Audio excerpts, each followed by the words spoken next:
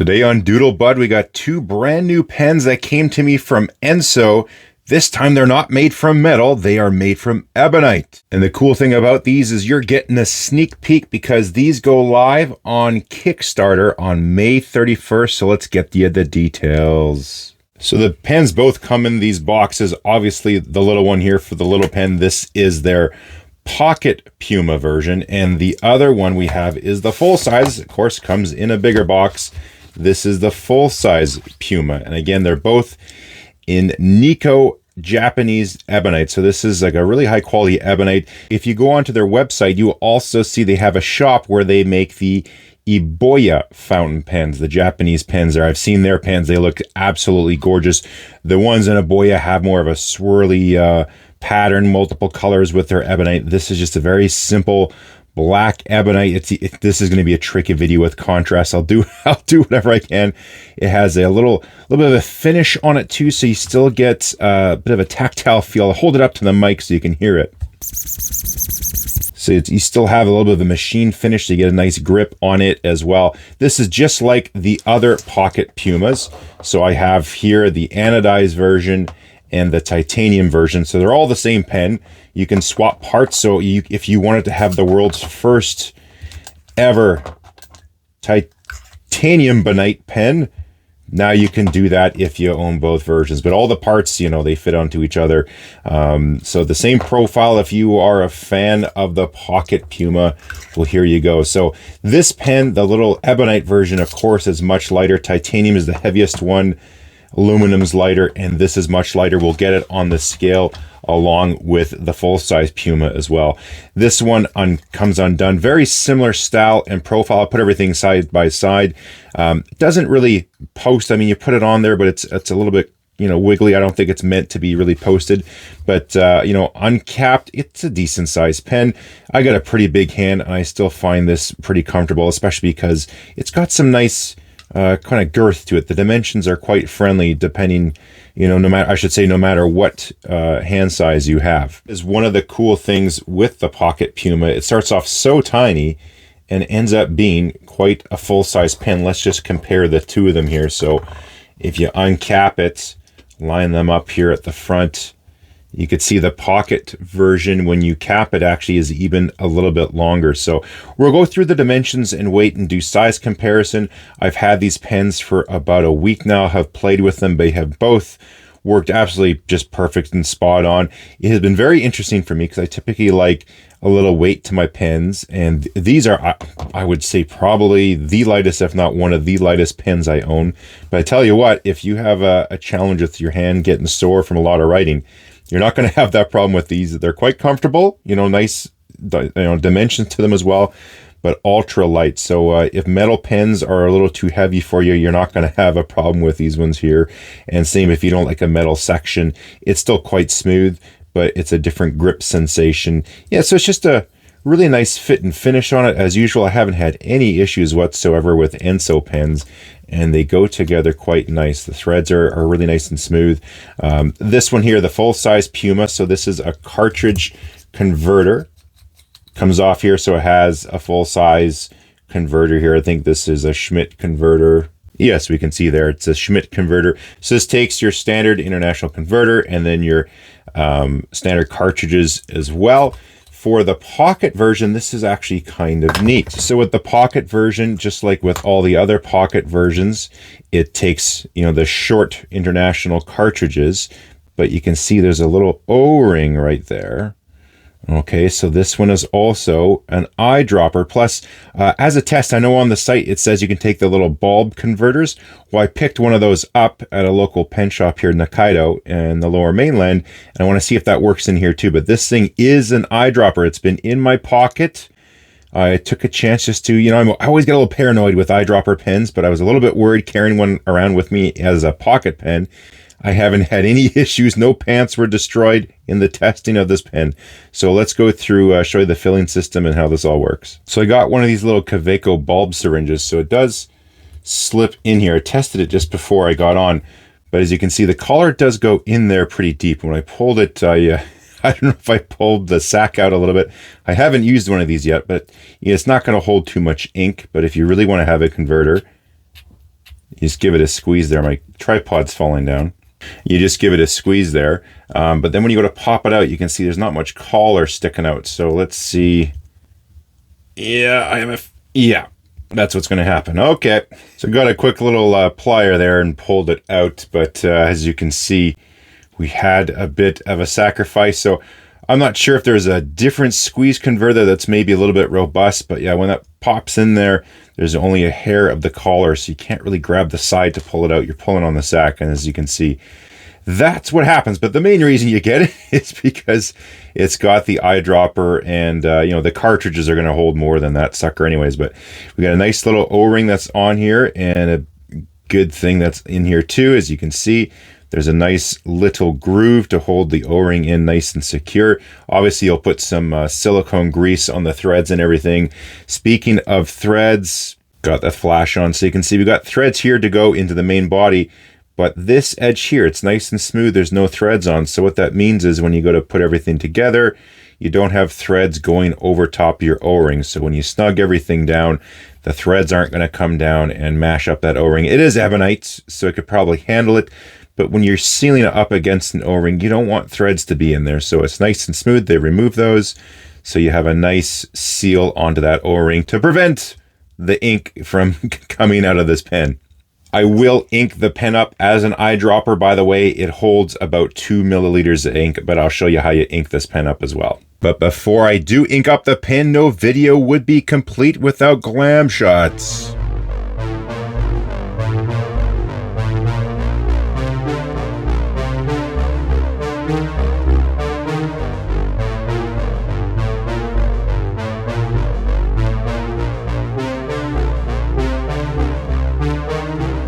So for overall dimensions, we'll go with the full-size Piuma first. The full length of the pen is 39.8 millimeters. When you pop the cap off and go to use it, it's about 127.5. The pocket version, of course, this is how it is here, 92.8. I don't bother with the uncapped because you're not really going to use it like this. But if you post the pen here, put it on, now we're 139 millimeters. So it's pretty much the exact same length as the full-size Piuma when the pen is posted and this one is capped. Other dimensions, the main bodies are the same, 15 millimeters at their widest here in the barrels.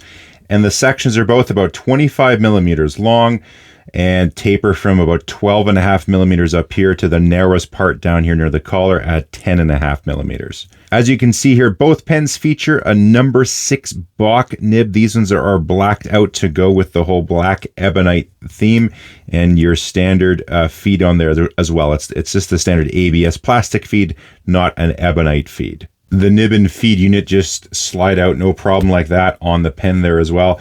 The nib housing is in there. I tried unscrewing it like on some other ones, but it does seem to be a nice kind of tight fit in there, so I don't want to disturb that. So I'm just pulling the nib and feed unit out. It is keyed. We're not going to be able to see it in there. Oh, I guess we just got the flash on, but you can see at the bottom there, there's a little bit of a key. And just on the sides, again, it's tough to see, but that tells you which way the nib and feed go in there. Press everything in, and now you're back in there again. So as you can imagine, being ebonite, these pens are quite light. So the full-size Piuma here, so we don't block the camera. There we go. We're 17 grams for the full body, and that is with the converter.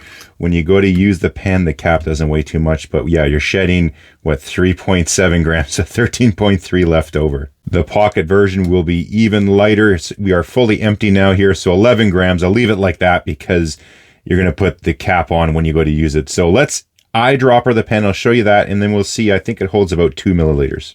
And before I do ink it, I better make sure to put a little silicone grease here on the threads and on that O-ring.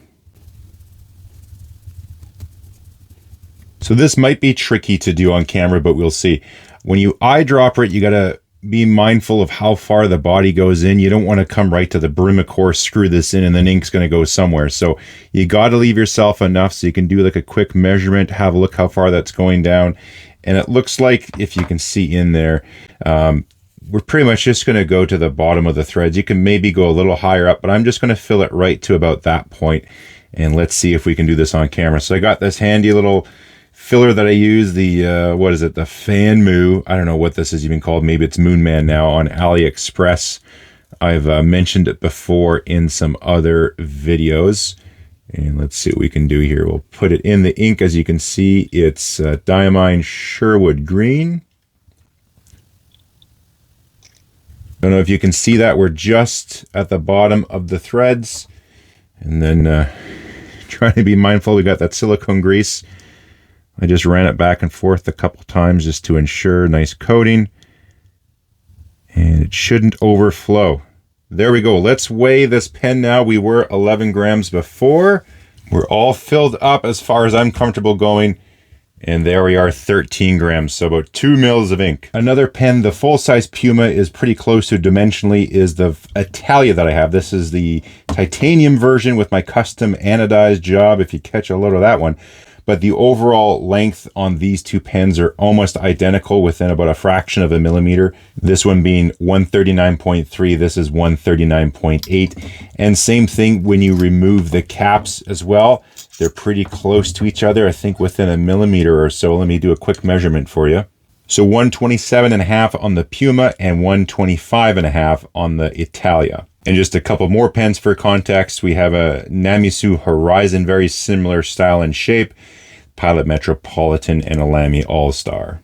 What I'll do now is just run you through each pen here individually, just go over the features. Again, focus on contrast is going to be tricky. You can see at the right angle those little micro grooves here from the machine. That's to give it a little bit of a texture. This is like a raw style finish. You can see the Acme style thread here on the back, which is common across the board there on all the Pocket Pumas and his other pens as well. You can check out my other reviews of the aluminum and the titanium version too. You know, pretty minimalist style. There's no other real bells and whistles on this one. Got a nice little flare here at the end, and it goes straight into your Bach number 6 nib. Goes in there. Now, when you do cap it, you can feel a little bit of that give in the Ebonite, which is, it's like a vulcanized rubber, right? So it's going to have a little bit of deformation, so you can feel it kind of snug and almost squeak a little bit. I'm thinking I might just test this in my vacuum chamber just to see how well that does seal, because there is a little feature on this one here. So if we pop out the full-size version, again, same type of features, which, there we go, now we can finally see them. We got the cartridge converter set up as we got here. No O-ring groove on this one. I'm not sure, maybe in a future revision this will go for eyedropper or not. I didn't hear anything about that. That would be a huge ink capacity if it did. But on here, there is a little step you can see down there in the cap. So that is going up against this collar when you snug it down so it seals up. Again, so I might put that into the vacuum chamber just to see how well these are at sealing with that, because I'm curious with the Ebonite. I'm going to do a writing sample with both the pens. They've been working quite well. I'm going to do that little pressure test, the air simulator, just to see how well these seal, because you do get a little bit paranoid if you got a pen in your pocket, especially when it's an eyedropper. You want to know if it's going to leak on you. As far as having that happen, as I've been using this pen for a week, it's been in my pocket. Like I mentioned, it hasn't leaked outside of the pen. There was one day where I uncapped it and there was a touch of ink on the section. Don't know if that was from getting knocked about, or what does happen is the pen body heats up, which means it transfers heat to that little air pocket that will be in there, and that'll expand and sometimes force some of the ink out. But I haven't had any burping or leaking, but you know, that is sort of a part and parcel with an eyedropper pen. But let's do a writing sample first.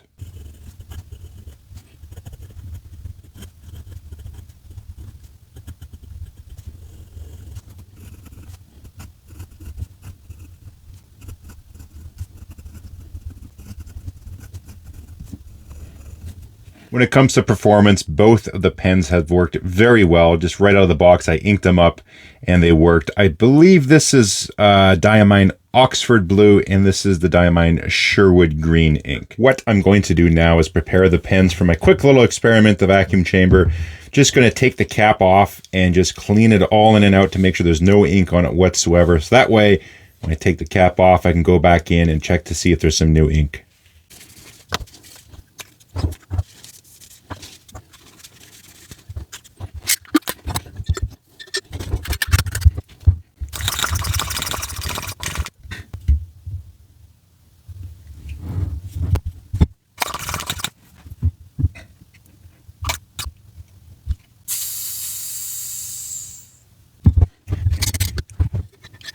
So here we are, the moment of truth. This is the full-size Piuma. All right, let's just see how this one did. We're totally clean on here. This has the Oxford blue ink inside. Nothing, nice and clean. Oh, there's a little residue. The pen was wet. I just did rinse it before, so that could be a touch. But the nib here seems clean, nothing on the section as well.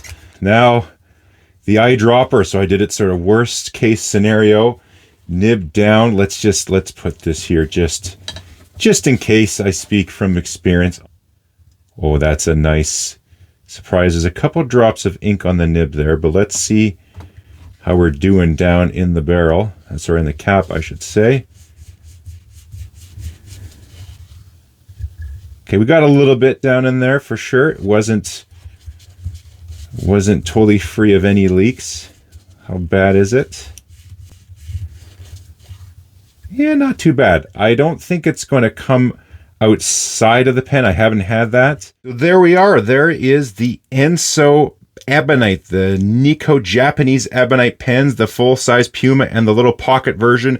I thought I would just show the aluminum anodized version I have for a bit of a color contrast. So they are both black, but it's tough to see in this lighting. The Ebonite almost, especially in the daylight, has a bit of a brown tint, like a super, super, super dark brown, but a little bit of a different color in the daylight as well. But they both perform really well. This Ebonite does feel quite different. So when I first grabbed it, I almost thought it was Delrin when he sent these, not Ebonite. But it does have a different texture, a different feel, a different quality than my Ranga Ebonite pens. Those are quite a different Ebonite as well. So if you're expecting the exact same feel, these will feel a little bit different. It does warm up in the hand, but I don't find quite as much as some of my other Ebonite ones. It's very unique all on its own. As far as the smell, you're asking the wrong guy here. I don't have the best sense of smell when it comes to that stuff. I haven't really been bothered by the Ranga ones. I can smell it a bit, but I really don't smell these. But apparently when they do warm up, they will have a bit of an Ebonite smell, whatever that smells like. I can't detect it, but there we go. This was a first for me, doing a sneak peek on a Kickstarter. I thought that was pretty cool. So thanks to everyone who's been watching, so I can bring stuff like this to you. Let's hear some comments, and subscribes and likes are always welcome. And of course, a big thank you for Ensso for letting me do this for you as well. So keep an eye out on Kickstarter and on the Ensso site. Until then, we will catch you next time.